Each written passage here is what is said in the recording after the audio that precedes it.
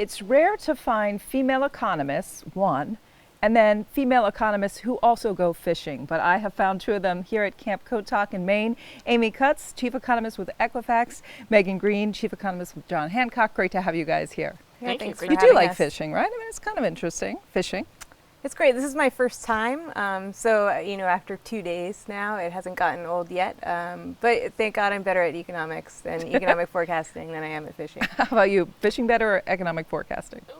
This is a fantastic place. I mean, there's no doubt about it. And a bad day fishing here beats any day in the office with the numbers. But, both are fun and challenging in different ways. So what are the numbers telling us? We got jobs numbers recently that were very surprising. GDP number, not so great. Consumer spending number, good. It's kind of like this back and forth GDP. So what is your read on what we're seeing with this back and forth on good and bad?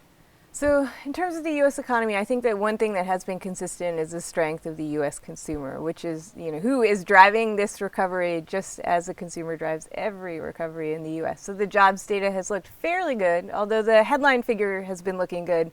The wage data hasn't been looking quite as good. And I think that's based on a global glut of cheap labor. And so that's a big global driver. That's not going to change anytime soon. It's more the manufacturing data in the U.S. that has been up and down quite a lot, and that's partly off the back of a stronger U.S. dollar, which reduces competitiveness of U.S. exporters.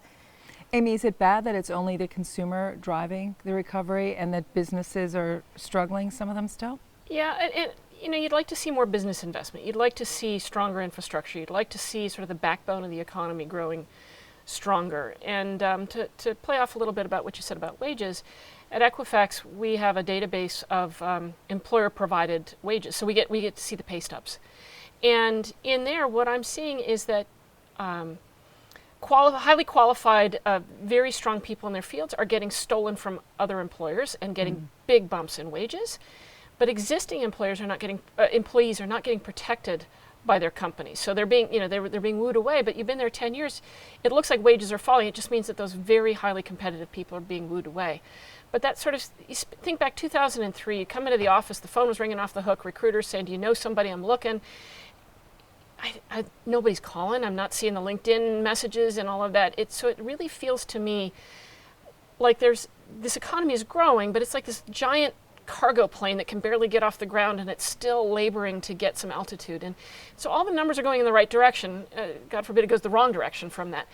But that's, in this back of the wages and things, this investment that's not happening, this drive of innovation that, we see it in Facebook and things, but we're not seeing it in this truly innovative flip in the economy. I think that's a great point, and Megan, maybe you can weigh on this as well. It strikes me that I still know personally a lot of people left behind in the economy, people that never fully recovered after the financial crisis. The wage story is part of it.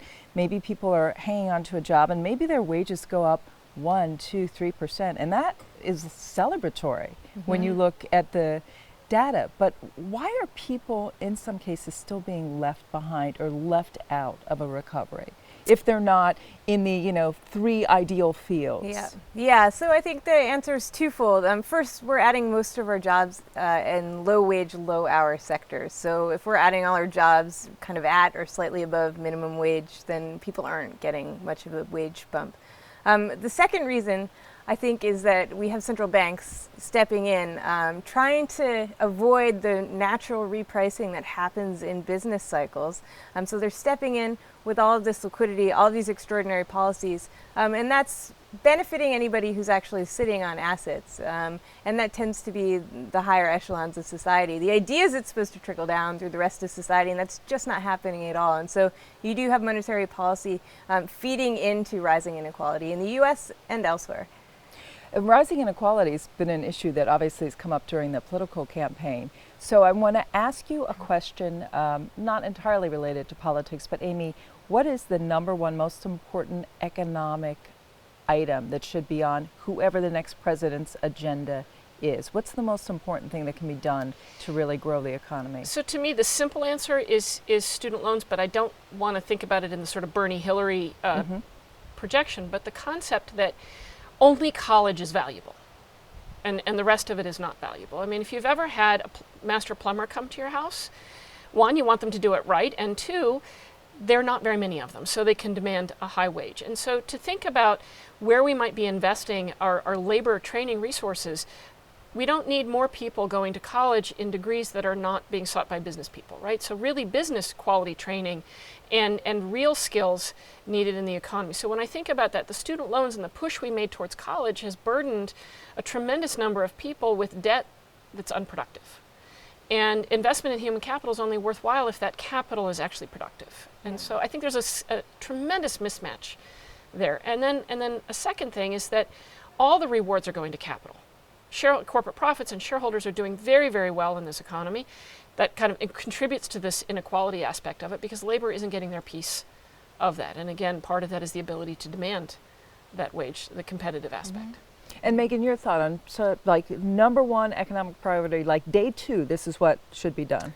So the number one issue I'd be looking at is trade, actually. But it's not because I think that the candidates have such great trade policies. It's quite the opposite. I'm actually really worried about trade. The next president will have very little executive power over anything, actually. But trade is one thing that the president will have power over. And neither one of our candidates is particularly in favor of free trade. They both have different views on them. But I think if we do get tipped into the kind of protectionism that some of our candidates have suggested, and we may not, but if we do, then we could be tipped into recession. Megan, Amy, it's been great chatting with you and getting your assessment of the economy. Really, really appreciate your time. Thanks for Thank you having for us. Thanks. It's great here, isn't it? Yeah.